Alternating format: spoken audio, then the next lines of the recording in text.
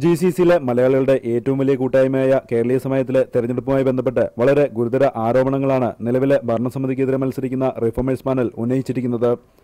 Reformers പാനലിന് നൽകിയ voter പട്ടികയിൽ നിന്ന് തിരിച്ചറിയൽ രേഖയുടെ നമ്പർ ഒഴിവാക്കി തെറ്റായ ഫോൺ നമ്പറും മറ്റു രേഖകളും സഹിതമാണ് നൽകിയതെന്നും സ്ഥാനാർത്ഥികളുടെ യോഗത്തിൽ വർണ്ണാധികാരി CPR നമ്പർ അടക്കമുള്ള രേഖകൾ നൽകുമെന്ന് പറഞ്ഞിട്ട് നിലവിലെ എക്സിക്യൂട്ടീവ് കമ്മിറ്റിയുടെ സമ്മർദ്ദത്തിന് വഴങ്ങി രേഖകൾ നൽകിയില്ലെന്നും അധികൃതർ വാർത്താസമ്മേളനത്തിൽ പറഞ്ഞു.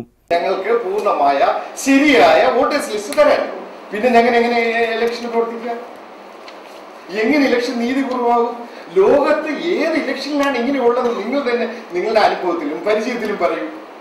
ജനാധിപത്യ തെരഞ്ഞെടുപ്പ് പ്രക്രിയയെ അട്ടിമറിക്കാൻ ശ്രമിക്കുന്ന തരത്തിലുള്ള ഏതു നീക്കത്തെയും എന്ത് വിലകൊടുത്തും എതിർക്കുമെന്നും അതിനെതിരെ അധികാരികളെ സമീപിക്കുമെന്നും അംഗങ്ങൾ വാർത്താസമ്മേളനത്തിൽ പറഞ്ഞു. ഭരണാധികാരിയെ സമീപിച്ചപ്പോൾ നിസ്സഹായനാണ് അദ്ദേഹം.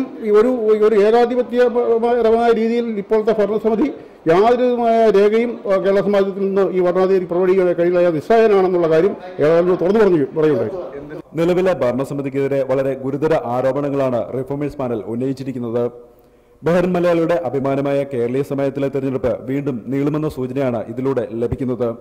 Bobby Deveril, Jaihind news, Bahrain.